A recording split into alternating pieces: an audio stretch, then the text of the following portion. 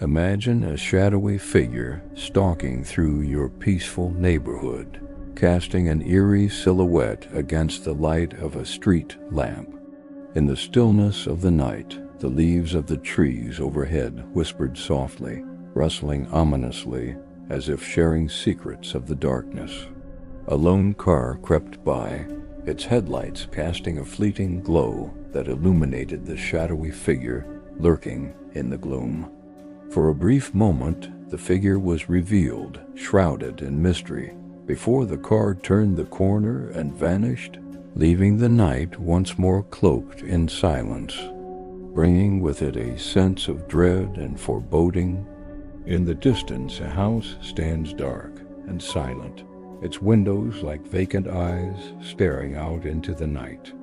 Suddenly, a blood-curdling scream pierces the silence, shattering the peace of the neighborhood and echoing the turmoil that lies within. He called himself BTK, bind, torture, kill. For over 30 years, Dennis Rader terrorized Kansas, hiding behind the mask of a devoted family man and church leader. Early life, but let's start at the beginning. The year is 1945, and a baby boy named Dennis Lynn Rader is born in Pittsburgh, Pennsylvania. As he grows up, he seems like any other kid, full of life, energy, and curiosity about the world around him. There are pictures of him as a child, smiling, playing, and enjoying time with his family. But beneath the surface, something dark is stirring within him, something sinister lurking in the shadows of his mind. As a young man, Rader marries and starts a family of his own, settling into a quiet neighborhood in Park City, Kansas. He gets a job working in home security, a profession that will ironically come back to haunt him. And he becomes the president of his church, a pillar of the community. Nobody suspects the darkness that lies beneath his seemingly perfect exterior. Then it happens. In 1974, Rader's inner demons take over. He begins a killing spree that will shock the nation. His first victim is a young mother of two, Catherine Bright. He kidnaps her, tortures her, and then kills her, leaving her body in a secluded area. Over the next few months, he strikes again and again, each time leaving behind a taunting letter that both confuses the police and fascinates the media. His MO is chilling. Stalk his victims for weeks, learning their routines and habits, striking when they least expect it, and leaving behind cryptic messages that mock the police investigation. His letters become a macabre calling card, a twisted game of cat and mouse between him and the law enforcement officials trying to bring him to justice. The hiatus and resurgence for a while, it seems as if Rader is unstoppable. He continues his reign of terror, leaving a trail of bodies and taunting letters in his wake. But then suddenly in 1991, he disappears. The case goes cold and the people of Kansas hope that their nightmare is over.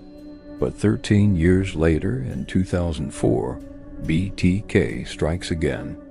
This time he sends a floppy disk to the media, a bizarre twist in an already bizarre case. The disk contains graphic images of one of his victims and taunting messages for the police. It also has hidden data that will ultimately lead to his downfall. The capture Rader had made one fatal mistake. He had used his home computer to create the disk, unaware that every computer has a unique identifier. The police trace the IP address to Christ Lutheran Church, where Rader is a member. They question him, and despite his efforts to appear innocent, they find enough evidence to charge him with murder. In court, Rader, now in his 60s, describes his crimes with an eerie detachment that shocks the world. His carefully crafted double life as a church-going family man and remorseless killer is finally over. trial and legacy is convicted and sentenced to 10 consecutive life terms in prison, ensuring that the monster who lurked in plain sight for so many years is finally caged. As we close this chilling tale, we are left with a haunting reminder that evil can often wear the most familiar of faces, and that even in the most peaceful of neighborhoods, darkness can lurk just around the corner. Clausing's quiet suburban house from the opening scene is now dark and empty. The windows are like vacant eyes staring out into the night.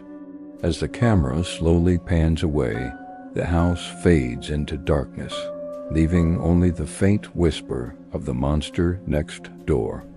Click here to watch another terrifying true crime story from our channel. Don't forget to hit that like button, subscribe, and ring the bell for more terrifying tales.